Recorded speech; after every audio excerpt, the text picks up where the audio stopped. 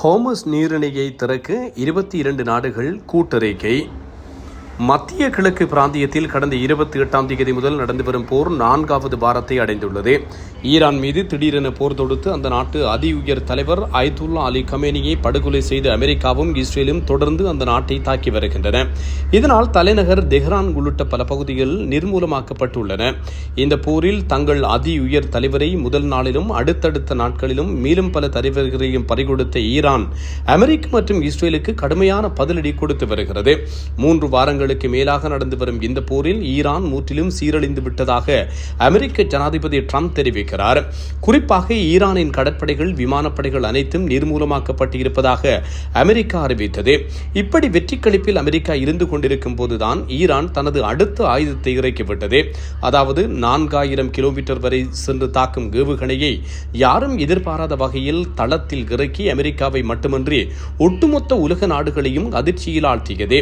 இதன்படி இந்திய பெருங்கடலில் ஆழ்கடல் பகுதியில் அமைந்துள்ள சிறிய தீவான டியாகோ காசியாவில் இருக்கும் அமெரிக்கா இங்கிலாந்து நாடுகளுக்கு சொந்தமான படைத்தளத்தை நோக்கி 2 ஏவுகணைகளை நேற்று வீசியது. ஈரான் வீசிய இந்த நீண்ட தூர ஏவுகணை ஹொரம்சாக்கர் 4 வகையை சார்ந்ததாகும். நேற்று வீசப்பட்ட 2 ஏவுகணைகளிலும் சேதம் ஏற்படவில்லை என்றாலும் இந்த தாக்குதல் முயற்சியை அமெரிக்கா மற்றும் அதன் நட்பு நாடுகளுக்கு பெரும் அதிர்ச்சியை கொடுத்திருந்தது. இந்த நிலையில் ஹோர்முஸ் நீரிணையில் கப்பல் போக்குவரத்துக்கு விதித்த தடையை நீக்க ஈரானுக்கு 22 நாடுகள் சார்பில் வலியுறுத்தப்பட்டுள்ளது. ஐக்கிய அரபு ராச்சியம் மற்றும் 20க்கும் மேற்பட்ட பிற நாடுகள் ஹோர்முஸ் ஜலசந்தி வழியாக செல்லும் கப்பல்கள் மீதான தாக்குதல்களை ஈரான் உடனடியாக நிறுத்த வேண்டும் என்று அழைப்பு விடுத்தன. பாதுகாப்பான பயணம் சர்வதேச சட்டத்தில் பொறிக்கப்பட்டுள்ளது என்றும் அவை குறிப்பிட்டுள்ளன.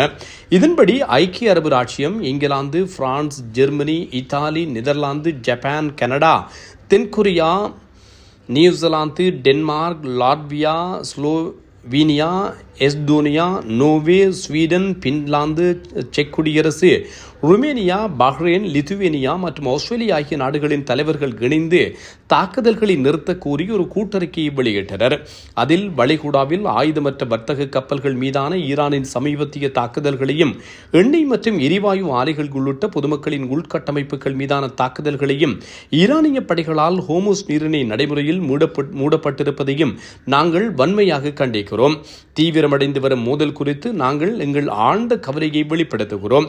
வர்த்தக கப்பல் போக்குவரத்திற்காக நீரிணையை தடுக்கும் தனது அச்சுறுத்தல்கள், கண்ணி வெடிகள், ட்ரோன் மற்றும் ஏவுகணை தாக்குதல்கள் மற்றும் பிற முயற்சிகளை உடனடியாக நிறுத்துமாறும் ஐநா பாதுகாப்பு சபை தீர்மானம் 2817க்கு இணங்குமாறும் ஈரானை நாங்கள் கேட்டுக்கொள்கிறோம் என அந்த அறிக்கையில் குறிப்பிடப்பட்டுள்ளது.